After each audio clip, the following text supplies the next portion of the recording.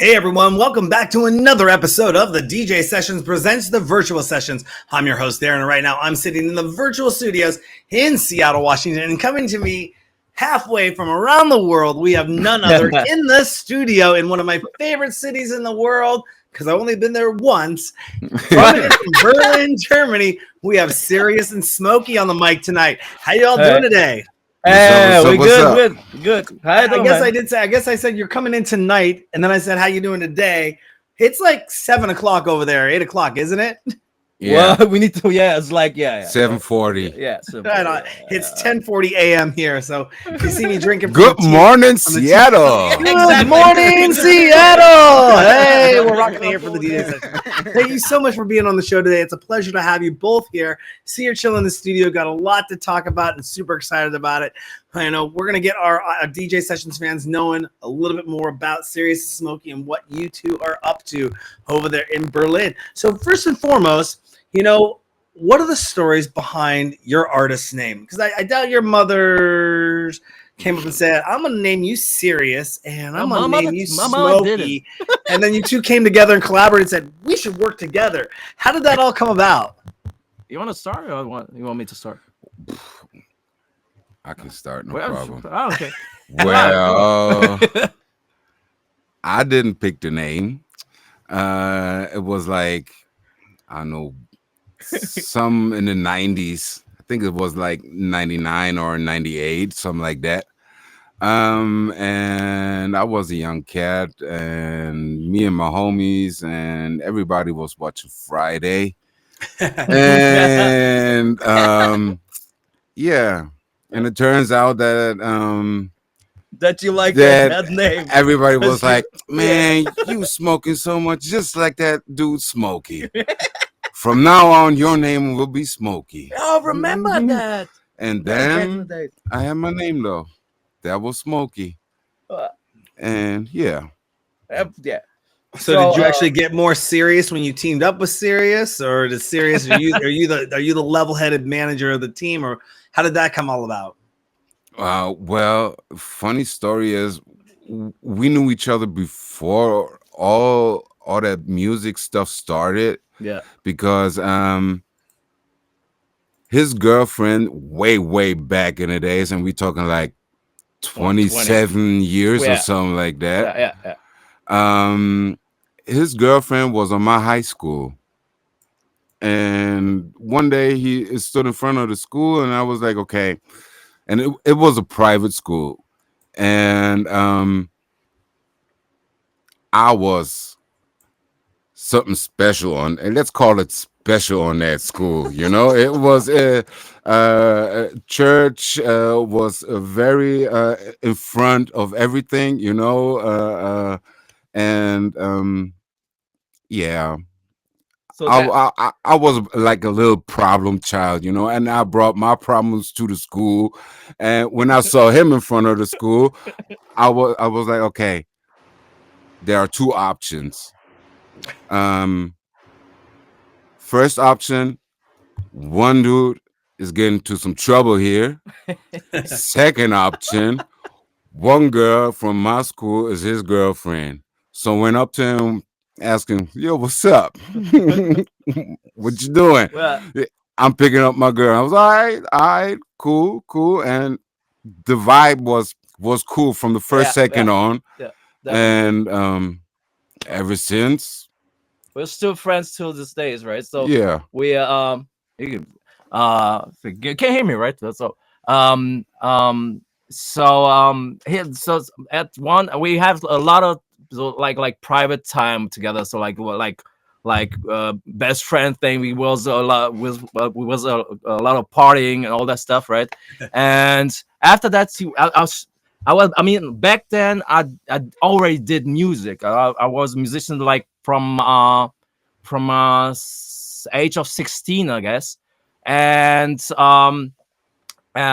after all this, I tried to after this all musician stuff, I tried to learn something like something serious, right? So you know how it is. You need like, man, I'm a musician, but I need to learn something. So I have like a engineer diploma, blah blah. In my mind, it was a good idea.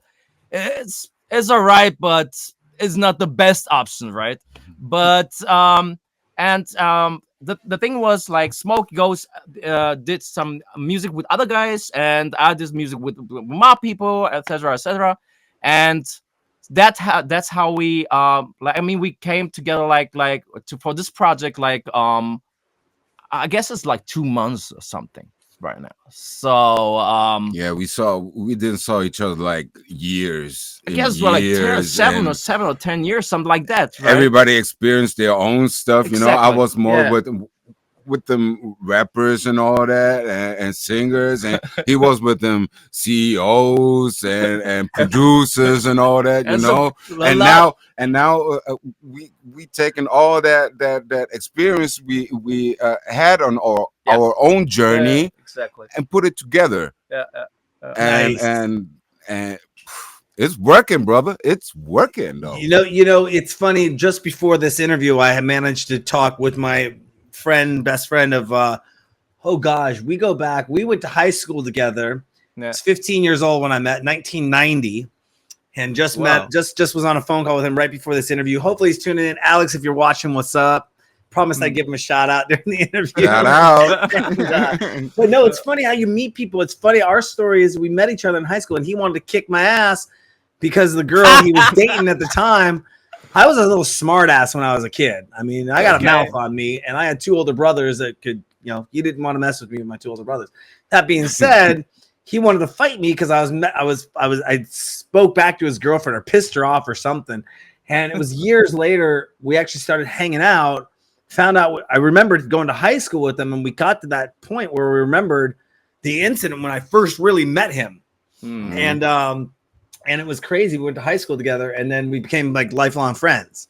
So, you know, you meet people you never know, and then you see later, like 35, gosh, I mean, yeah, 35 years later, because I just turned 50 last year. I turned 51. It's almost 36 years, basically, of knowing this person, you know, knowing best friends. And yeah, we partied a lot. He's an attorney now, and I'm an executive producer, and, you know, we both followed our passions and do what we do. So it's good to see your camaraderie is still alive to this day since high school. That's lifetime friendships, right? I think. Yeah. I mean, I had so much friends, so-called friends in my life, but you know, like after like time flies, and you get rid of some of people, but some of them people still here, like Smokey and I, right? So that's that. I think that's pretty important for everything. Like I mean, like as older we get, you don't have that much friends anymore, right? You start sorting. Exactly. You know, so that's really something special, right? Yeah, absolutely. You know, I posted something on Facebook the other day. It popped up. I got a little vocal a few years back in our local music scene here, kind of standing up for a certain a level of ethics. And basically, because I was taking a stance on ethics and saying, y'all shouldn't be doing this, I had people coming at me saying, you're going to lose a lot of friends. You're going to lose a lot of friends on social media. I go, if they were my friends, I wouldn't be losing them in the first place. And I don't care because I don't want those kind of friends, because the people I'm losing are the exact people I'm calling out. Yeah. So, bye. Yeah. Where are they and where am I? Bye-bye. Have a nice day. You know, oh no, I lost 30 people out of my 4,500 people on Meta. Yeah. Oh no. And most of the time, these are the people that hold you back. Exactly. Exactly. And it was like, yeah, I was calling out. I was like, whatever, you know. But that being said, we can go into social politics, friendships, and probably have a whole show just about that. And your career's rising up. I want to know more about this. Tell me more about Caravan Music Publishing. What's that all about? Oh, yes. I totally forgot that I told you about that's my publishing house, right? I mean, like Siryuz Music is more like, yeah, sorry, I totally forgot what I wrote you in that email. I got like Siryuz. I'm serious. Haha. It's all right. Not that funny, but yeah. I mean, Siryuz Music is the label, and Caravan Music Publishing is the publishing house. That's it. That's pretty simple. So, because I need to to own my own rights, right? So that's about like my own copyright, my all that stuff. It's I own this. So I mean, I'm working with all major labels. I got all them as a partner, all Universal and Sony, all that guys, right? But and I'm still doing like music for them too, but I need my own music to have it in my own publishing house, right? So you say publishing house, right? This is correct. It's correct, right? That's what it says on your Instagram, man. It says Caravan Music Publishing. Yeah, but did you say in English? I mean, like English. Did you say publishing house? That's why you need to because my grammar's not that good, so that's why I'm asking you. You know. Oh, it just says Caravan Music Publishing. House? Don't blame me, man. That's what the socials say. All right. Okay. Cool. But so yeah. So that's the only thing about Karaiva Music Publishing. That's it. So because like I said, I want to have my own stuff on my your own music. So yeah, I'm publishing yeah, of course. I mean that's how Darren said that's what it says. On it's okay. Well, yeah. No, and it's we just launched a new music section on our site. We're super excited to start promoting, and we're basically bringing artists on that appear on the show and giving them an opportunity to list their albums, their tracks on our site, break it out, work with labels on that. We're not making a music store. Just I want to be clear on that because we're not trying to get into all that muck stuff. It's literally we'll list your music, put in our on-site player, and if our guests are coming to the site, they can discover new music from talent from people that are on our show. We're also doing a syndication program too, where we're bringing on more shows and syndicating to our platform as well on a secondary channel, because that'll play not only on our site but in our virtual reality nightclubs, which we can talk about later. But yeah, no, I just was curious to hear more about that, because congratulations on taking that step. Because a lot of artists don't know. First of all, they don't understand copyright. They really don't. Oh yeah. That's and the moment that they understand copyright, they would understand why what it means to have your music licensed, A, for yourself that you're making, but B, why you're not supposed to use copywritten music without permissions. And that's a big thing that people get in trouble with. When streaming online or making podcasts or doing shows, they don't get the rights to use the music. And they're like, well, I bought the song off of Beatport, so I paid for the song, so I should be able to use it. It's like, no, read the terms and conditions. That is for personal use. But isn't hip hop like you should share? You should. I remember who was it? I think DJ Premier was it or something like that. He had a skit where he was talking about he was getting sued again because he was using this and that or something like that. And this is hip hop. We use and we recycle, and yeah. I mean, you should feel honored when somebody is using your shit. No, I would feel honored. I hear both sides of the camps, but you know what? I don't mind somebody using my own stuff, but if somebody goes out there and makes $10 billion off of it, you're damn right I'm going to be pissed that I didn't get a cent for that. Man, of course. I get it. And that's the one thing. A lot of these producers go out there, like I was talking with Cut Chemist a few years back, and he keeps getting hit up by people that want to use his music from like 20 years ago in movies and soundtracks. And he goes, I don't own that anymore. Sony owns that.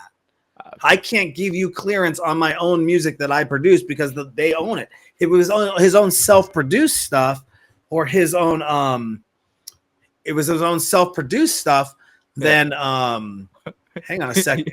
Then he can do what he wants with it, and that'd be fine. That being said, but when you go off to the labels, you give it to the publishing houses. They got it. People don't understand. Even with like master use, get master use. There could be 5 companies that own that. Yeah. And you got to ask each of them for permission to use it. And the way it works, this is my rough understanding. I had to explain it to a lot of people years back, is that if this company wants $1, this company wants $2, this one wants $3, and this one wants $4, and this one wants $5, to get it at the $5 level, you got to pay everyone $5. Yeah. And it's like people don't understand that, and they're losing their head. And the big one that I'm looking to come out is win these performance rights. Hang on 2 seconds. Yeah. Got a fan texting me. Okay, all right. They're like, it's not working on your website. And I just went there and I'm like, yes, it is. Watch the interview. Man, I Darren, know that's it is because I'm really watching it on. important, the point you said. I'm watching it on Twitch. I'm watching it on LinkedIn. I'm watching it on Facebook in 2 places. I'm watching it on Instagram. And I'm streaming it live right now, so I know it's working. It scares like shit out of me when people say that though, because I'm like, Well, ah. of course, man. Like we like talking the whole time for nothing. Like all I this know. whole, Well, the hey, whole no, work for nothing. I record everything anyway, so it's all good there. All right, But no, cool, I mean, man. people don't understand licensing Yeah. and what it comes down to. And the big one, I've been trying to tell people about this for years. And yes, it's a slow mechanism to work, but you have these DJs, you have these artists, and they're performing these tracks that aren't theirs, and they don't have performance licenses for this stuff. Oh, really? This really happened in the US? Oh, A lot? Oh, you shouldn't do that in Germany, Yo, though. no, Yo, that's not you get in working. some big trouble, though. It's kind of like you're supposed to, because you're performing the music, you have rights to do it. Now, say Twitch could have their own performance rights, saying we're protected because we have the rights if somebody performs music on our site.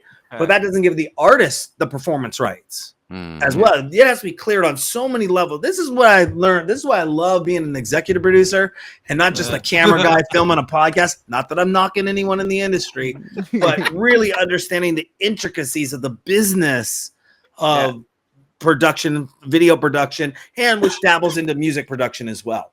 You know, and I have all my licenses, everything's squared away, but a lot of people don't. And then they cry, well, I'm using it. And I mean, if you're using it for educational purposes, you can get around some circles that way. Yeah. But nowadays, if you put a commercial and slap a commercial on it, hey, I'm making money off your music.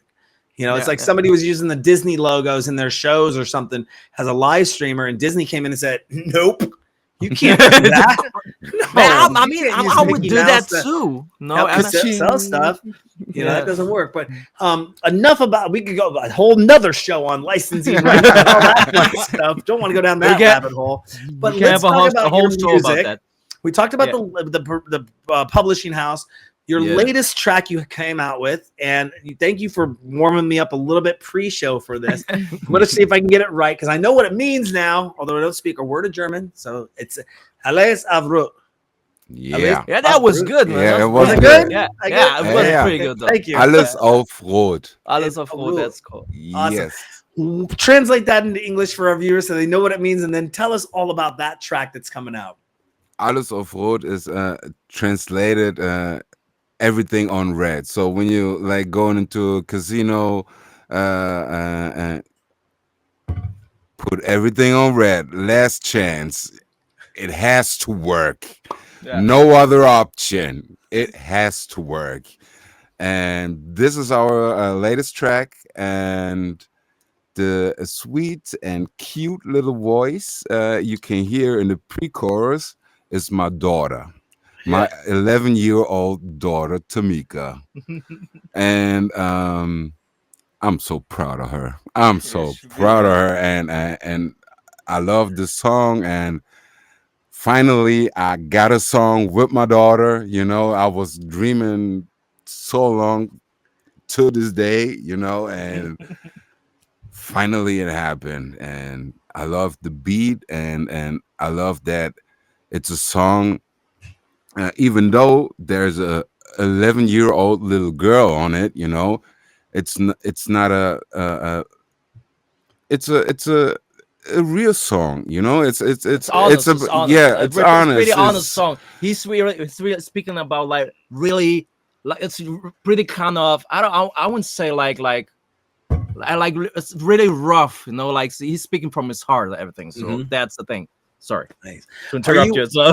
Are you encouraging TJ to actually be a musician, be an artist? Is she allowed to come into the studio and like kick it with you, play with the gear and all that fun stuff? Or is this just like, I was babysitting one day and thought this would be cool?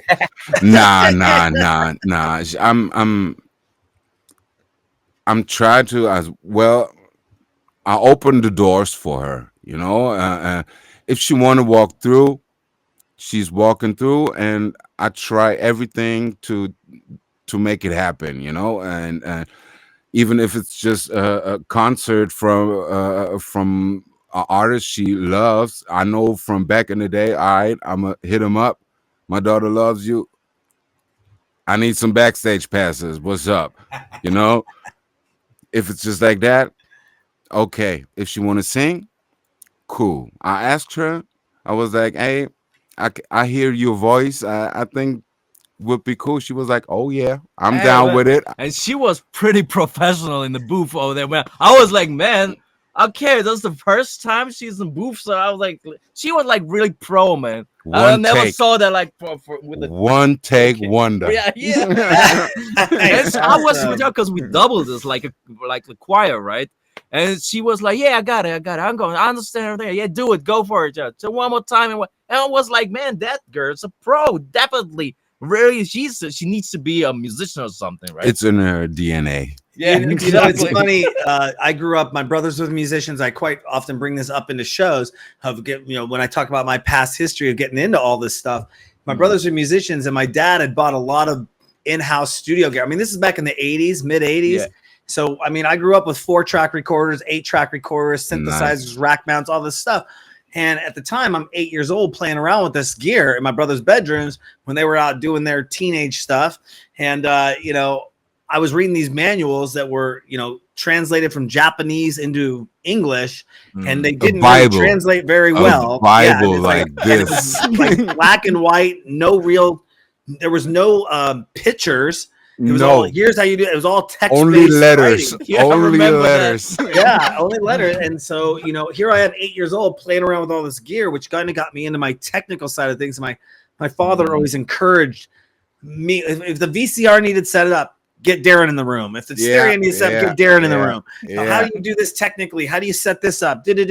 So I was always the technological brain behind everything in the house. And so I think that definitely led me into not having a fear of technology. Also, we had the first video camera on the block in 1979, 1980, which had me started making short films and playing with a video camera, and got me into, right out of high school. I was in a video production class in high school, the first one ever offered in the state of Washington here. And then I walked right into a public access hip hop television show and worked on that for about 8 years as pretty much an over-glorified production assistant. But for most part, we did a lot of stuff there. And then I got into broadcast television with Fox and NBC, and then got into podcasting, video podcasting, and live streaming. But always am putting stuff together. And it sometimes wows me looking back all those years to that initial being 8 years old. Look at what the other kids had. They got toys in their bedroom.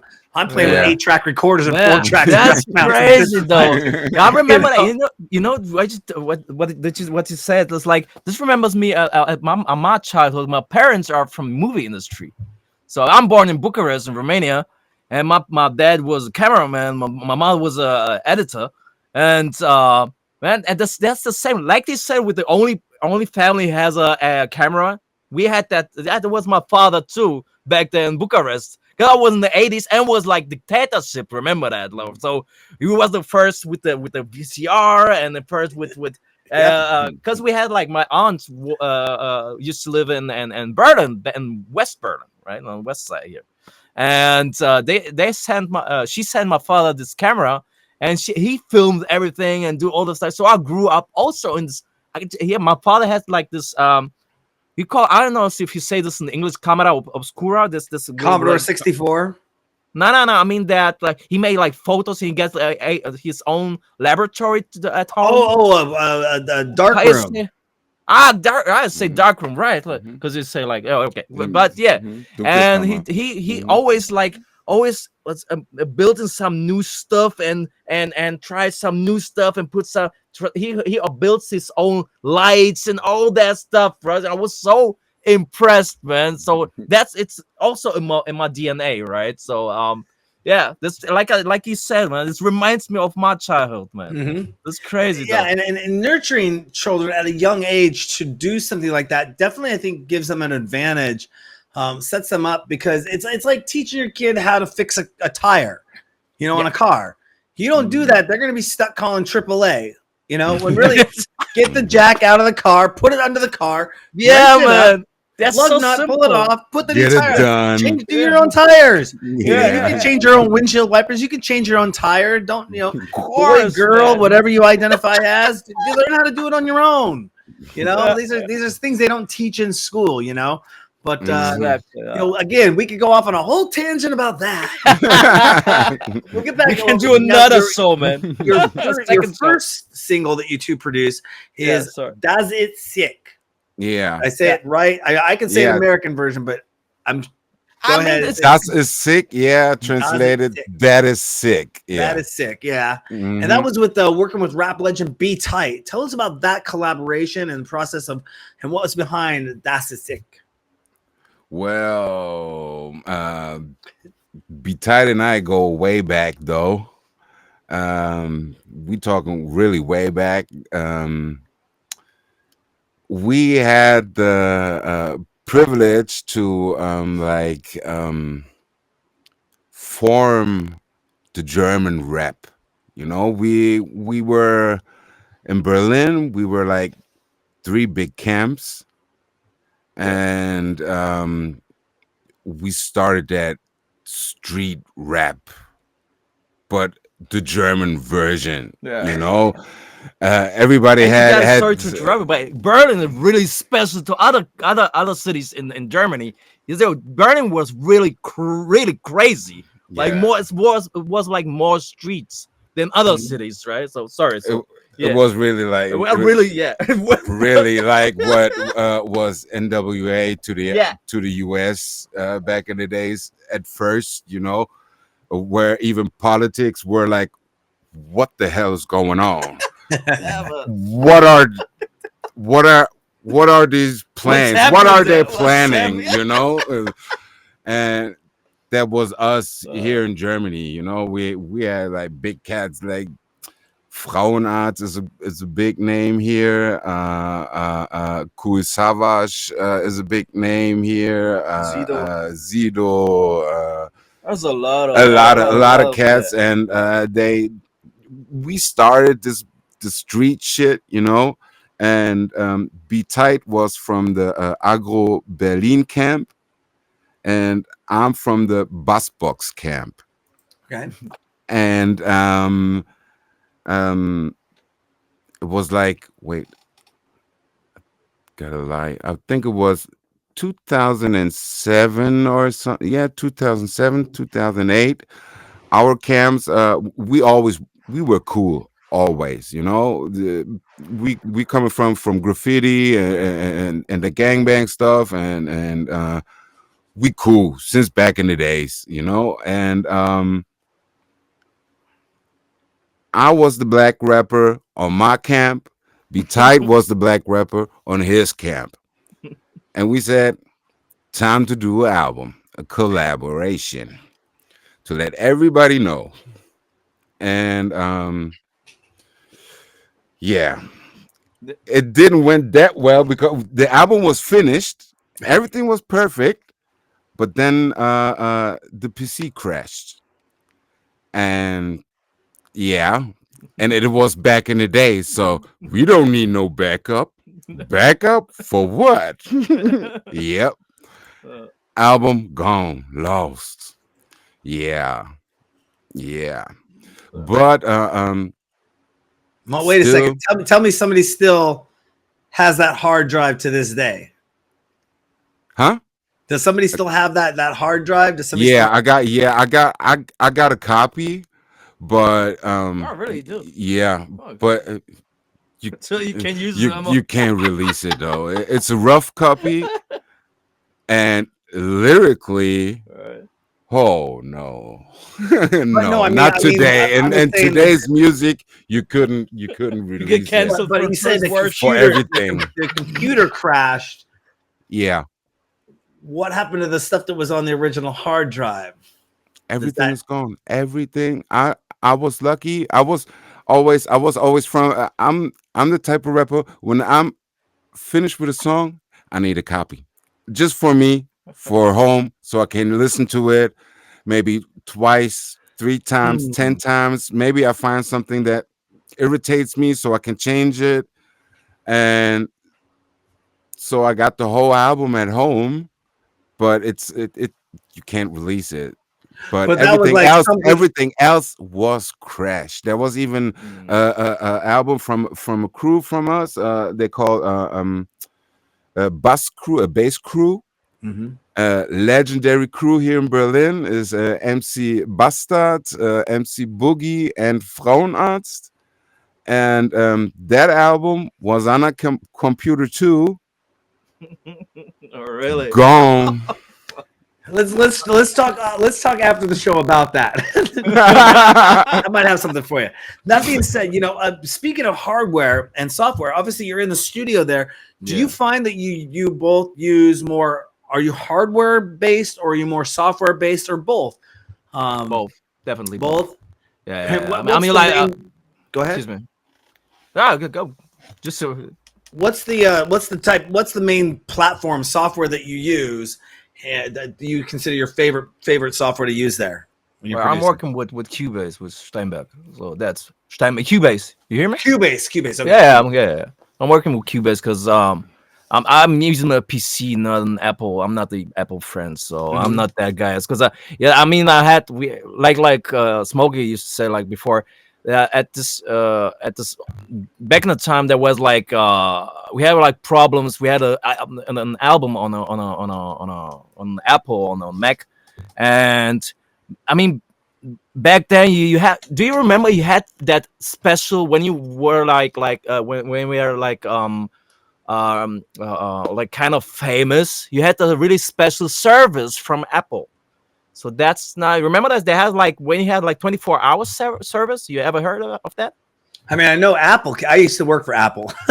Yeah, but you had like a service like 24-hour service when you're famous. So that when you had a problem, I mean, this maybe just in Berlin. I don't know. But and there's this one day they had we had a problem with the computer with the computer we had that tower, right, like with this big how you call that? Remember, I can't remember that. What color was it?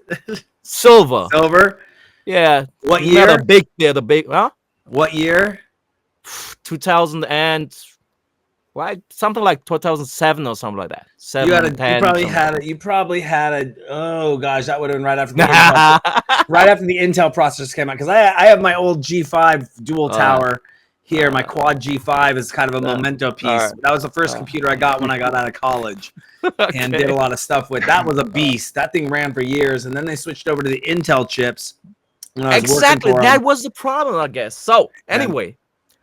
So we had that problem. So I don't know if I like to I'm interested in a lot of things, right?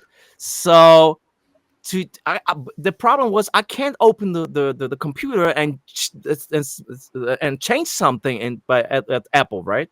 So we had that they closed the service, like I told you, like this 24-hour service. They closed it to that time. And it was like, yeah, we can't do nothing for you. So, but we was like, man, and we need to release the album. Like, I guess the hardware, something with the hardware was wrong. We need to release the album in 1 week.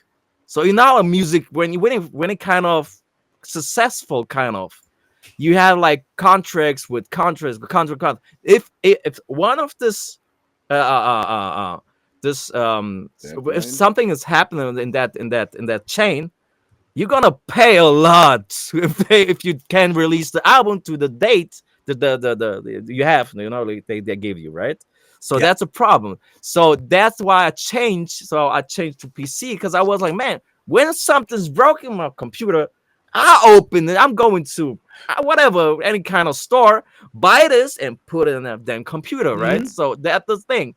So now I'm working with. I used to work, of course, with Logic back then, right? So but now I'm working with Cubase. I'm so happy though, really happy. So nice. Yeah. What's your favorite piece of hardware gear that you have in your studio? Because I see you're in there. Got some questions about that. But what's your favorite piece of hardware gear that you have in the studio? Says, this is my pride and joy that I love playing with this one piece of gear. I know, right? Yeah, I mean, I don't have that much hardware because it's you need to understand. Like, I'm working pretty fast. When I'm working, I do a lot of sync and what are you doing in the back? What's going on? What? But come on, it's not. I mean, it's here, but he got a cork, No, it's coming like that. I'm like, yeah, I'm kind of scratching. Serious, I'm kind of scratching my head. Even cork is enough, though. I mean, that the cork you see in the background. Did you see that in the background? Yeah. That's an MS-20, and one of the first I had, one of the first builds. I get it like as a gift from a close friend. He was an engineer back then. I don't know, like something in the 70s or something. Anyway, but like what I tried to say before you interrupt me, brother. The thing was, yeah, I'm doing a lot of music for sync and production music. You know what it is? You know that? Yeah, definitely. Sync. So when I'm producing a song, it needs to be really fast. I'm working like I'm producing the album from composition to mastering in 2 weeks. Like that's it needs to be really fast. And I love that all this outboards, all this analog stuff. But you know how it is. It takes us such a long time to when I need to bounce just one stem, for example. I need to bounce it on on compressors and everything. Like always in real time. So who the hell has time for that today? I don't know. But to come back to a question, one of my favorites I'm working with really every time is just for the mastering part is my bus compressor, my SSL bus compressor. So that's what I'm working always with. Since you're talking hardware, I'm gonna stepping out real quick. No worries. Because this is actually more a question probably for Siryuz anyways. Is that do you sometimes make music completely out of your own genre that never gets released? Or do you work under any other pseudonyms, names that well, I got like music under? Yeah, I got like two or three or four aliases. I don't know, because I'm a singer. I'm a producer. I'm a singer. I'm a composer. I'm an engineer. I'm a publishing house owner, whatever, etc., right? But yeah, I got like different aliases for. To be honest, that's the different alias for the different artists in my mind. Do you understand what I mean? Like it's like I got like as an artist, you got different. I'm that guy doing rap music. I'm that guy as being a singer.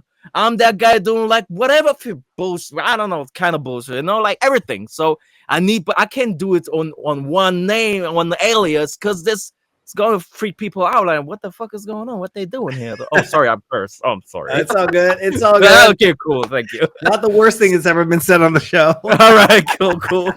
So that's the thing. So yeah. So I'm like I said, I try to do. You know how these days is that it's hard to make some money in music industry. So I'm doing everything, right? Mm-hmm.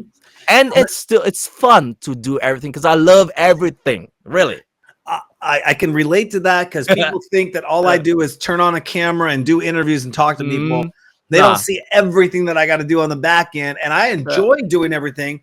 I would like to delegate more often, and I having a PR person or a couple of virtual assistants that help with certain tasks, it definitely helps streamline and makes things move a lot faster or easier because you only got so much time in the day to do so much. But when you add just a person over here to take 5 or 10 tasks and 5 or 10 tasks, now you just find out 5 or more 10 tasks that you got to add to your stuff. But speaking of production and being a producer and all that, who is your favorite producer? And I know this could get you in some trouble.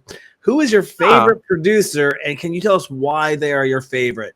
That's always I know that's kind of a loaded question, so I'll just be right up front. When somebody asks me what's my favorite music, or what's my favorite movie, or what's my favorite episode of my series, it's like every single one of them. And probably my top favorite movie list is 500 different movies that I've memorized. Yeah, but that doesn't answer the question. What's your favorite one? That's just really a hard question because there's so much creativity on those planets, right? So, but I don't know. Let me say it like this way. I was always a big Prince fan. Okay. Well, he was a producer too. If you look at it, like really close, he was a producer. So Prince was for me, even when I was a little boy. He was the greatest for me. So I was really really sad when he passed away. So, but he inspired me my whole life, my whole really. So that why I say Prince is on first place. Let me say, sorry, I would say like Timbaland too. I love Timbaland's. Timbaland and Missy's kind of working like this. I like that because in my mind I like that the freaking stuff they doing like just putting like a little bit ping and thing and wang and something like that. You know, like it's something special they doing. It's not just being like putting a like you got a sample and putting like drums on that sample. That's not really special. But they doing something with the samples and oh wow, that was crazy though. So that I would say like Prince on first, Timbaland maybe on Timbaland and Missy, both of them. Mm-hmm. But I would say I prefer Missy first before. But let me rephrase that: Prince, Missy Elliott, and Timbaland. So that's nice. it. So now here's the big question. Talking about production and going into production. This is for both of you, but we'll start with Siryuz first.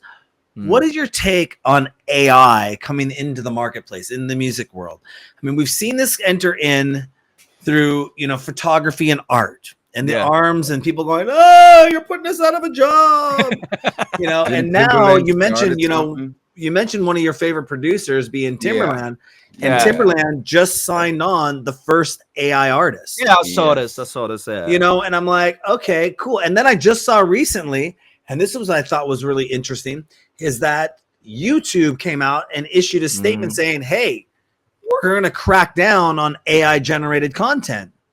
And you got to make sure. I saw this yesterday too. Yeah, that was just came out. Something new, right? Yep, just the other day. Yeah. Just the other day it came out. So I try to stay up with current affairs on stuff. Okay. But that being said, it was kind of like, well, basically, how are they going to? That's a whole nother episode. Like I said, we can do like two episodes. Yeah, we'll be in contact. We'll be talking with you guys for a long time. Don't worry about that. But I see AI coming in, and I use it as a tool for doing some stuff for me for research or helping me out with some tasks. And I'm not plagiarizing anything. I'm not stealing anything from anyone else. I'm not having it generate.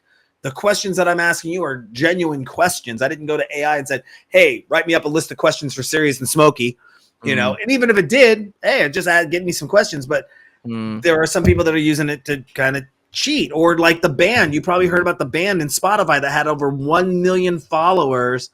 And finally they came out and said, it had 1 million followers, is doing all this stuff. And people were trying to research the band and finding out who the guys were, where they came from. You couldn't find anything about them online. Oh, really? Finally came forward and said this was a 100% AI generated band. Wow, never heard of that, man. Yeah, and I mean, that's kind of funny. I don't know. Are you for real? And the thing is I could be somebody sitting in a room, completely make up a fake band, fake art, everything fake, and have the websites, domain names, social media, and say, "Here I come, I'm coming out," and boom, and people start liking the music, but I'm some guy in a room in Brazil pumping this out, and nobody knows. Yeah, but Darren, that's not new. We had that like 10 years ago. Before AI became that big. But we had that in Japan. There was a big star, like that was an anime. How you call that? Like that? You know that? Anime. There was a girl. She had a lot of fans, but I was all like artificial created, and she was on stage on Siryuz. I'm talking about like 15 years ago, 10 minimum 10 years ago. So that's not new now with AI. I mean, I don't think it's gonna take over the world or something that kind of. I mean, I'm not worried about that thing because I think that you got like trashy music today a lot. So I think from my understanding, I would say it's gonna handmade music. It's gonna be like a luxury product. That's in my mind because I don't think that AI can't reproduce that good to not hear that it's an AI made thing. No, Does it make sense what I said? It does. Yeah. It does. Yeah. Okay. Cool. But you look at it from the progression. I remember being in 7th grade choir class, and my teacher had said, he was also the band director for the school. This is 1986, 87. And he said, you could tell a drum machine, a synthesized drum machine from a real set of drums. He could tell that. His ear could hear that. And you could hear it back then. Yeah. But nowadays, set the forward clock 40 years later, 35, 40 years later, you can't tell. I mean, everything is pretty much synthesized unless they're in the studio with drums, playing the drums, making the beat. You know, it could all be prefabricated and electronic. You couldn't really, the average person could not say, oh, that's a real snare hit and that's a false snare hit. You know, that's a real cymbal ride and that's a real cymbal ride. Which one is real? And the consumers care. They want the music, the consumer level, the audio engineer, you and I, but that's not real. that's not real. You know, but it's getting better. And will AI definitely get to that level of a betterness to where it is kind of like, oh, okay, cool. You know, I mean, even we do a lot of DJs. We've talked to a lot of electronic music producers and DJs on the show. And there are sites out there now that say, I want to make my set sound like Martin Garrix or David Guetta. And I want you to pick out, and I want it in David Guetta style for this house music or trance music event that I'm going to. Make my BPMs 124 or 132 and pick me out. Pick me out 15 songs to play in order to make my set sound like David Guetta. And it'll go, here you go. And all you got to do, and using the sync button nowadays, all you got to do is put those tracks in, practice them in your studio a little bit. Where's the fun, though? Where's the fun? Where's I'm just saying, I've had DJs try to come on my. This only happened once, and I quickly excommunicated him from the show. He came into my show, and he put on a CD, and hit play on the CD in the CDJ, and claimed that was like his set. Really? And I'm like, nah, bro, no. My other one of my resident DJs was over his shoulder, looking at him and go, Darren, he never switched decks, he never crossfaded. He put a CD in and just let the music play and called that his set.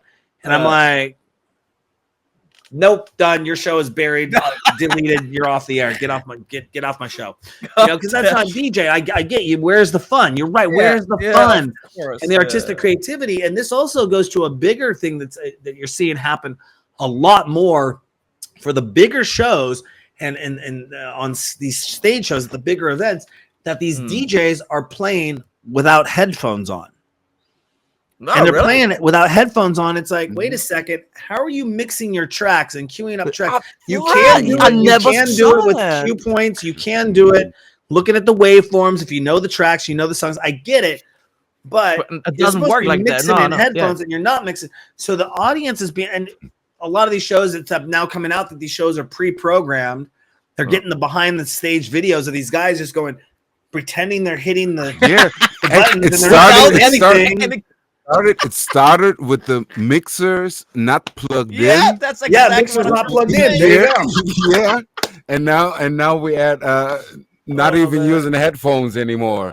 Exactly. So, you know, how do I know that isn't a fake set now? And this takes me back to a conversation I had back in 2005 when I was working for Apple. I was working alongside a DJ there. I said, what's to stop somebody from putting a set onto an iPod, walking up the stage, mixing in the first track of that mix that's on the iPod, hitting play, and letting that just play to the crowd? And granted, you couldn't make any changes to it. You couldn't read it. But if you had bangers in there that is going to hype the crowd and going to keep going, and you don't really have to read the crowd. They just want good music playing for, an hour. And he goes, oh, I would know that they were faking it. I would know. I go, how would you know? If they're up in a booth up here and you can't see them switching the knobs, turning the knobs, doing anything, how do you know that person just didn't hit play? And that thought came from, I saw a set from a very well-known band here in Seattle. They were backstage and the DJ was up backstage and he was looking like he was DJing. And yes, he could go wick, wick, wick, wick, and do a little scratching. But when a certain song came on, he literally picked up his iPad, hit play, and let this track play, because that way it hit all the certain music hits that they couldn't play and have on the stage. So they had all the sounds that were in the original song on the album track, but they couldn't bring all that in the stage presence with them. So they just played that background music that they all cued off of from off an iPod. I go, wow, somebody could really do that in the electronic music scene as a DJ, and this guy battled me on it. Battled me on it. That can't be done. I know. And I go, how would you know if you couldn't see?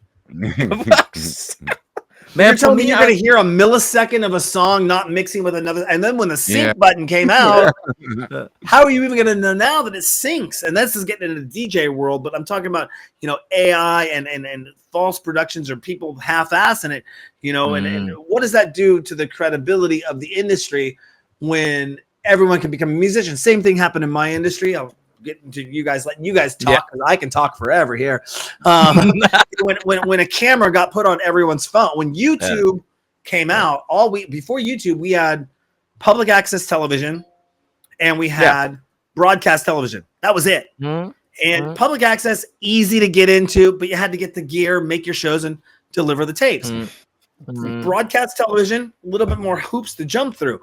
But once YouTube came out, every mofo with a camera in their hand said, I got a show on YouTube. I got a show on YouTube. I got a show. But wait, what did you have to go through to get that show on YouTube? You didn't have any barriers. There's no FCC. There's no licensing, no copyright. What are you going through? Now you got a show and everyone has a show. Now everyone, I got a TikTok. I got an Instagram. I'm an influencer. Not knocking that side of the business, but it's people claiming they're doing something when really you got people that have been doing it for 30 years. Your parents would probably be like, that's not production. Siri, that's wait, production. Wait, exactly. How many people were on your crew, and how many people did you hire? Was it a union job? That's why you see a lot of what you doing ain't shit. I did everything on my own. It looks like you did everything on your own. All right. People don't understand that it takes that time. Now, I can't bitch. I do a show, and yes, my setup's pretty simple. I have one camera. I have a microphone. But I'm in my office. Yes, I do need some soundboards. Okay, I get that. I'll dampen my studio here in a second. But other than that, it's a lot more work than what people think to just do it. So you got musicians coming out, and this is why I ask musicians their thoughts on AI, is because you have musicians come out and they'll put themselves on the same level as you, or talk the talk. Like, I'm just as good as Siryuz and Smoky. I got a radio station. I'm on Spotify. And they're like, their whole thing was produced in AI off their laptop, sitting on the couch watching Sex in the City or something. Exactly. Well, for real. So that being said, I had so much in my mind to say, but I don't even know where to start. But like you said, we need a second, man. We need a second, a third show together, man. We'll get it. We have so much to talk, man. That's really. By the way, thank you for having us, man. That's really a pleasure. No. We're having so much fun. I got a lot more questions to ask you, but I only got an hour with you, so we are definitely going to schedule another show. That's a given. That's a definite given. We always like to bring artists back on the show and follow up with what they're going on, because there's always something changing. Just like with our website, and I'll tell everyone about this at the end of the show in my wrap up. Okay. There's always something new at the DJ sessions that I'll come up with some crazy weird idea and be like, I want to put that into the website. That's new. I don't see anyone else with that out there. Let me do that. Cool. We down for everything. Wow. We down for everything. Nice. We'll do that. So what would you both consider the biggest break? We were just talking about people breaking into the industry, the ease of getting into the industry, and how AI is making that a little bit more accessible for people, or even, technology advancing. What do you consider both? We'll go Siryuz first, Smoky next. What do you consider your biggest break that launched your career? Go with Siryuz first. But that's a pretty good question. Or I don't even know the. Yes, I got stuff. You got me, man. I'm stutter. Yeah, I can't. Stutter, okay, if you gotta think serious. If you gotta think about it. If you gotta think about it, Smoky, what's the biggest break that launched your career? Wow. Yeah, I can tell you that. I think it was 2009 or 2010 when our label changed from ghetto music into Atzen music. Atzen is like translated like brother, but it's a Berlin slang word. So like nowhere else you hear the word Atze. You only hear it in Berlin. And we were the first German rappers who mixed techno beats with rap, and that shit went off the roof. Though we we went on tour, we went to I don't know where, everywhere.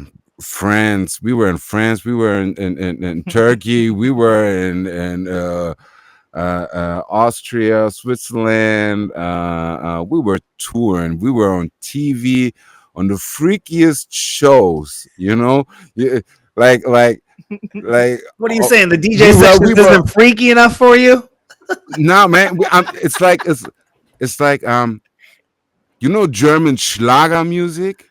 No, I don't. It's like It's like a bad kind of country music, but a ah, really you bad. can't compare it. It's Come on, so like I said, it's like a bad worse. kind of like, a bad version, really bad version of Country music like is a. good though. Of Wait, course, did I that's did what I I did I said, hear a you really correctly, bad Smokey? version of Did that. you say German country music? Oh, you're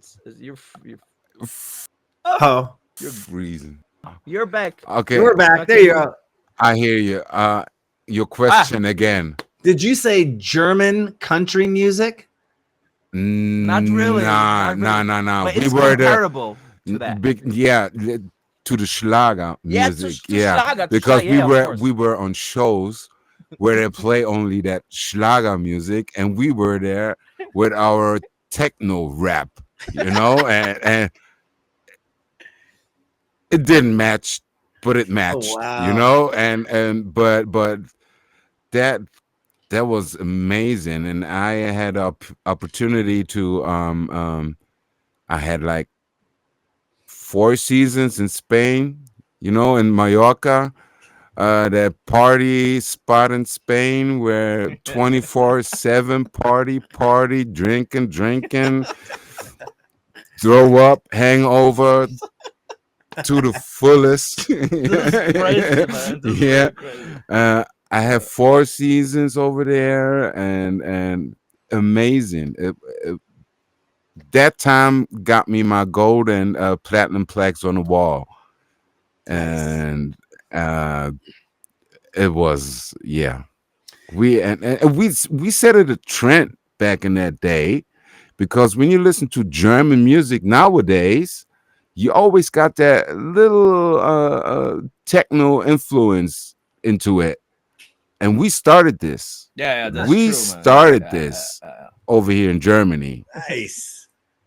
You know what the funny thing about it is? We talking about the same people because we're just one crew. We grew up together with all the same people that. So he asked me. I'm still thinking about what was the thing that was the breakthrough for me, like, or something like that. But it goes so fast for me. I mean, my first record deal I had, I was like 15 or 16, right? So I wasn't like kind of hip hop group or stuff like that. And after that, it came everything like I had a I mean I had I gave me myself a break when I started studying auto engineering, right? But that was the even at that time I was still with all these guys. So we had so much. It was so fast. What like so many events, one after another, right? So that was the thing. I don't even something that I can't even remember. That was like we was one crew. We was on tour together. That was so crazy. I mean, I remember back then when we are on tour before hip hop became that big in Germany. I mean, the major labels they have signed. You know how major labels work. When they see something making kind of money, they try to sign everybody, even the shittiest person on fucking planet. So excuse me my language, but Okay. you know, so that was the thing. So that was the point we talked about earlier. So Berlin was really too rough for the rest of Germany. We were like, yeah, we're gonna fuck this shit up. What the fuck you want? So that kind of people. You don't Shut give up. me that contract I want. I'm gonna make you. Yeah, I'm gonna exactly. make you That give me was- that contract. And the Masons were really scared of us, man. Like, they was like, we don't want to work. They had people from Hamburg. Yeah. They had people from where is there? Frankfurt, Frankfurt and, and Hamburg, and right? Stuttgart. And Stuttgart went this. Yeah. They're not. They don't have nothing in common with hip hop. Okay, Oh, but Wow. I don't want to. But now it changed. You can't Well, say yeah, that. yeah. Now it's That changing, was of that was course. that And I'm- that peaceful rap. You know that peaceful. You know back. no, That come on. backpacking Yeah. rap. You know That was childish sitting- kind of rapping. sitting now. on a Come on. campus. Drinking orange juice and So let me say this. So that time when everything, not even one major was interested in Berlin and Berlin rappers, right? So we was like, man, come on, fuck it, we gonna do our own thing, right? So whole Germany was crazy when we didn't realize that in Berlin, because Berlin's way is like New York and LA. Everybody's way too cool for themselves, you know, like that kind of people in Berlin, right? And we had like concerts and stuff, but we didn't realize how famous we were back then. So we go to like, I don't know, like the other cities outside Berlin, and we're like, everybody like, can I have a like how you say, like Autograph. autograph, yeah. Mhm. So autographs and stuff, and they took pictures with it. I was like, man, nobody ever took picture with me, man. I was what, and plus we always were drunk as fuck back then on stage, and we had everything. That, you know, like you need to understand when this major label rappers back then, they sold just like 500 how you say, like units. units, exactly, like 500 units. We sell like 5,000, and that's always on concert and with like Out of the trunk. out of the truck, exactly like that. And the majors was like, "When we need to get in that thing," and we were like, "No, man, you can't get in there." So it came really late that a major had access to our words. So, but it started all this. I would say all this rap you heard now, and all this hip hop you hear in Germany right now, it's all started in Berlin. They don't have, nobody was like did that, like that thing we did that True, way. True. So that we was like, we were really rough. We would say like, I'm gonna you know, like that kind of old cursing, and I was like, that was Berlin, you know. It was really criminal stuff's going on over here. So we rapping about what we saw, what we did, right? So yeah. So after that, now when you hear, like I said, when you hear now hip hop these days, it's all like a copy, like it's like AI doing, you know, like that kind of. All the other rappers doing that. I don't want to diss anybody, because I mean I'm cool with everybody. So, but that's the truth, right? So you want to say something to that? Because that's I think I said everything, right? So it's done. Let's close the case. You know what? We'll wrap it up here really quickly. Here, what are the things that you prefer doing after all of that? And we got so much more to talk about. Like I said, I'm going to be bringing you back on the show here in the near future. Maybe once a month. Maybe we'll do some really cool collabs together. It sounds like you guys are some great guests. Definitely great guests to have on the series. Thank you. But man. what when and we'll go with Smoky first and Siryuz next. What do you Alright. prefer doing when you're taking a break from music? When you're taking a break from all this, what's your go-to? What's an activity, something you enjoy doing outside of this music business stuff? Nothing. Nothing. That was I- a quick question. I enjoy doing nothing.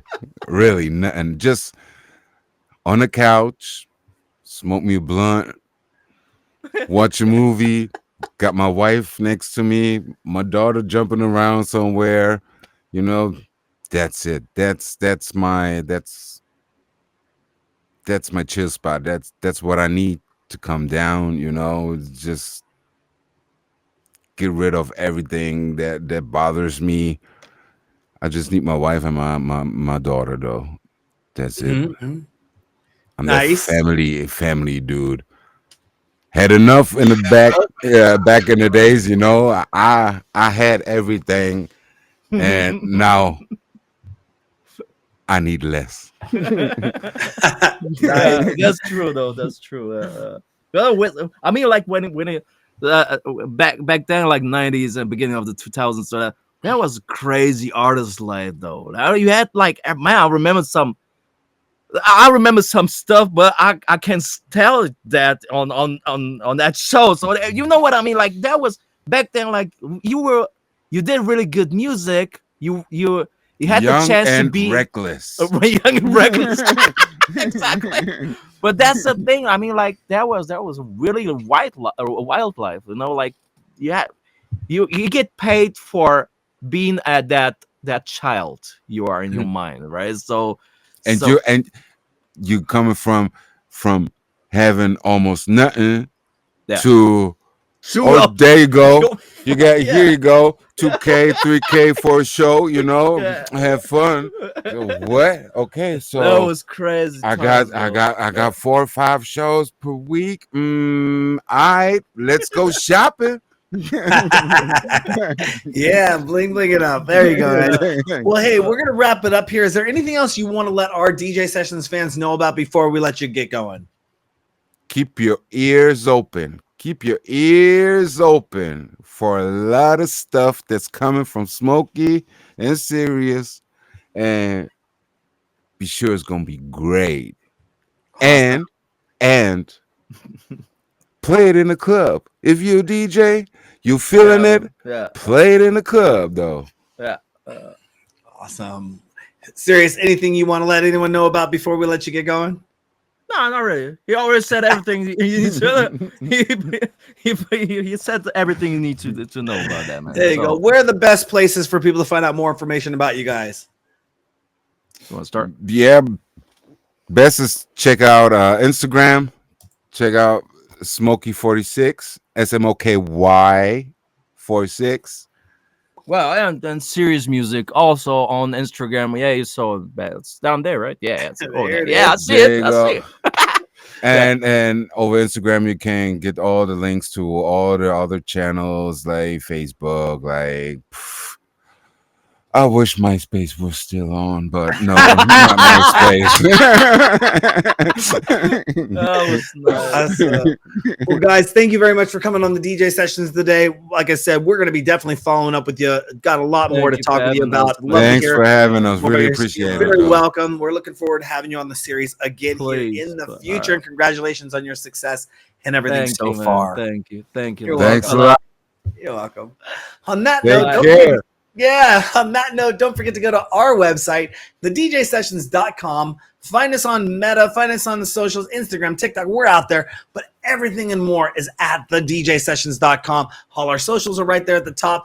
2,600 past, actually 2,700 past interviews, exclusive mixes, and more. We got our store. You can buy some stuff, donate, get some cool gear. We have our new music section coming out. You can find out about our VR nightclub. We have over 700 news stories that get published a month to the website, thedjsessions.com. Check out the QR code right there, or just type in the domain name. We have a mobile app as well. You can get us on the go and all that fun stuff, all of that and more at thedjsessions.com.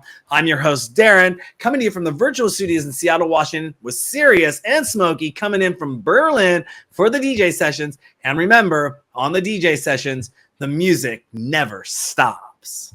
Whoop!